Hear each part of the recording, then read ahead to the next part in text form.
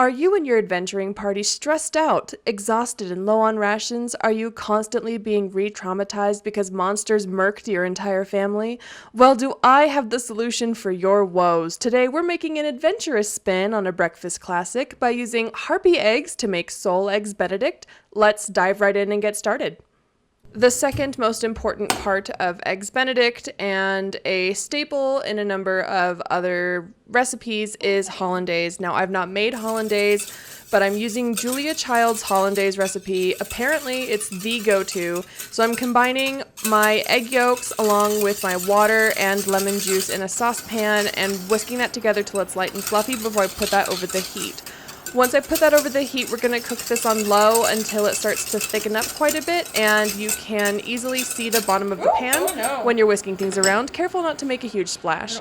Once it gets to this point where it's nice and fluffy, we're going to remove it from the heat, and we're going to slowly start adding in our butter a little bit at a time to make what's called an emulsion. This recipe requires 8 ounces of super soft, unsalted butter. 6 to 8 ounces of butter, but it's Julia Child, so we're gonna go with the full 8 ounces. That's 2 4-ounce sticks. This is by no means good for you, but I take that back. It's not good for your arteries, it's good for your soul. I decided I wanted to add lemon zest. The spices you'll need are cayenne pepper, salt, and pepper. It just tastes like butter. I mean, it's fine. Julia, this is flavorless, bestie. I feel like it tastes like nothing. It's bland. That Hollandaise sauce is almost just like a sort of a melted butter. Yeah, it doesn't even taste of anything.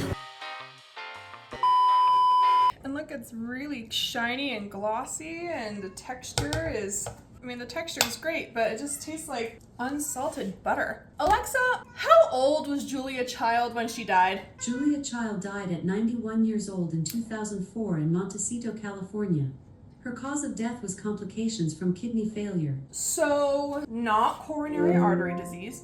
Not coronary artery disease. Okay, well, maybe this won't kill you. I did not feel like making a loaf of brioche, so we are using store-bought brioche. To make our toast, we're not using a toaster, we're using a pan. We're going to butter both sides of our brioche, and we're going to flip them around once through on each side to make sure the entire piece of bread is able to brown nice and even. Once that's done, we're going to transfer to a plate and then work on our poached eggs. These to cook anymore. Time for the star of our Eggs Benedict. We are going to make our poached eggs. We need to fill a pot with 4 inches of water and bring that to a boil over medium heat. We're going to set aside 1 tablespoon of white vinegar. Don't worry, it's not going to taste like anything, I promise. And then we're going to crack our eggs, and there's a tip I read online that you run it through a fine mesh sieve to get rid of those really liquidy egg whites. We're going to transfer them to a ramekin, and then once our water has come to a boil, we're going to turn up the heat all the way to low, and we're going to start swirling our water to make a little whirlpool in the middle. We're going to add in our vinegar and then give that a stir. Keep making sure there's that little whirlpool, and then once it's like really whirlpooly, vortexy, we're going to remove our spoon and pour in the egg as quick as we can, and we're just going to let it cook for about 3 minutes. You can occasionally skim off the little white floaty parts, but don't touch it very much. After 3 minutes, pull it out and transfer to a bowl. We're going to warm up some hollandaise, and it's time to assemble.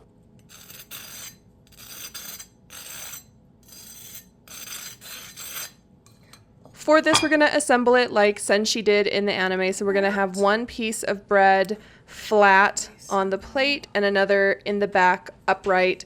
We're going to put our poached egg on top of the flat piece.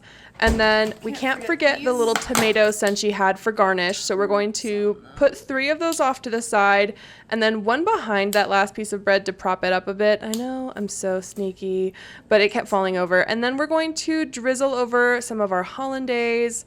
It looks good, and we're going to just clean up the plate a little bit. Always clean up your plate.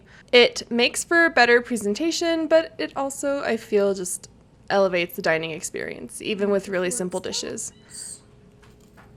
And check out this cross section. Oh yeah. That's perfect. Way to go, me. Honestly, apart from the hollandaise not really being my thing, I think this was overall a success. That brings us to the end of the episode. If you liked what you saw, smash that like button. If you have any comments, questions, or suggestions, drop those down below. I love to chat with you. If you are not subscribed, please subscribe. We're trying to grow the channel. We just hit 200 subs. Thank you so much for your support. Next goal, 500. And ring that bell for notifications so you know when new videos go live, and share this with someone you would like to make this for. And that's it. So adventurers, take care of yourselves. Make sure you do something nice for someone else, and I will see you next time. Bye-bye.